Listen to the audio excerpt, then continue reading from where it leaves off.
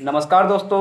आज मैं बात करने जा रहा हूँ विश्व पर्यावरण दिवस के बारे में, जिसको हम 5 जून को मनाते हैं। इसकी शुरुआत 1972 में स्टॉकहोम में पर्यावरण सम्मेलन के द्वारा की गई।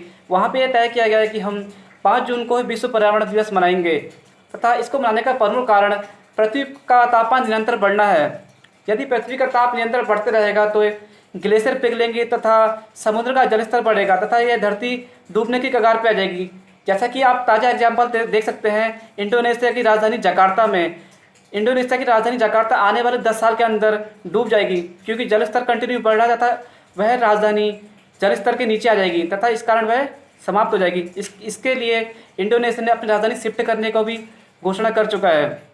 यदि पर्यावरण संतुलन की बात की जाए तो हम इसे कैसे कर सकते हैं? यदि हम छोटे छोटे कदम भी उठाएं तो हम पर्यावरण संतुलन कर सकते हैं। जैसे एक सामान्य सा छोटा सा एक पौधा लगाकर हम पर्यावरण में कुछ अपना योगदान दे सकते हैं, जिससे हमारा पर्यावरण संतुलन होगा। हर वर्ष की भांति इस वर्ष भी पर्यावरण संतुलन दिवस या अर्थात पर्यावरण संरक्षण दिवस को एक देश होस्ट कर रहा है। वह देश इस साल पाकिस्तान है तथा इसकी थीम पारिस्थितिकी बहाली रखी गई है। तथा यदि पर्यावरण संतुलन की बात की जाए तथा इससे हानि की बात की जाए तो इससे हानि के प्रमुख कारण यह है कि समय समय पर बरसात का ना होना या बेसमय बरसात का होना। आज ऐसी जगह पे बरसात हो रही है जहाँ पे कभी सूखा पड़ता था, वहाँ बाढ़ आ जा रही है तथा ऐसी जगह जहाँ हमेशा बरसात होती थी वहाँ आज सूखा पड़ रहा है। यह सब पर्यावरण असंतुलन के कारण ही हुआ है। इसको रोकने के लिए हमारी सरकारों द्वारा कई नियम बनाए गए हैं, परंतु कानून बनाने से कुछ नहीं होगा। यदि हम खुद इसके लिए एफर्ट ना करें तो ये नियम किसी काम के नहीं।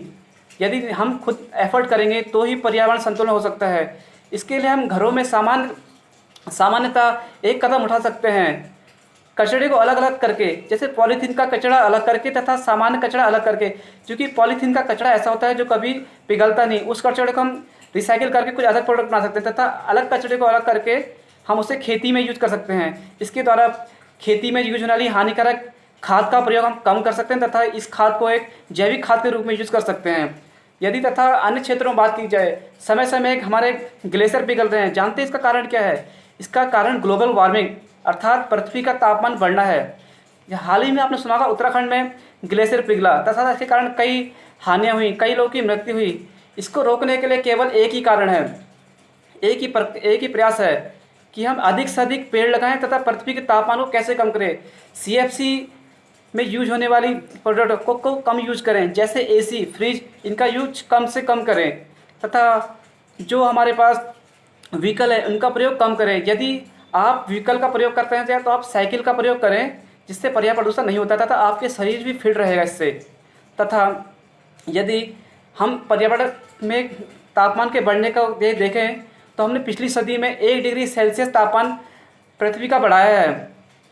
यदि आप ये सोच रहे हैं कि 1 डिग्री सेल्सियस, मात्र 1 डिग्री सेल्सियस क्या होता है, तो इसे आप अपने शरीर पे चेक करके देखिए।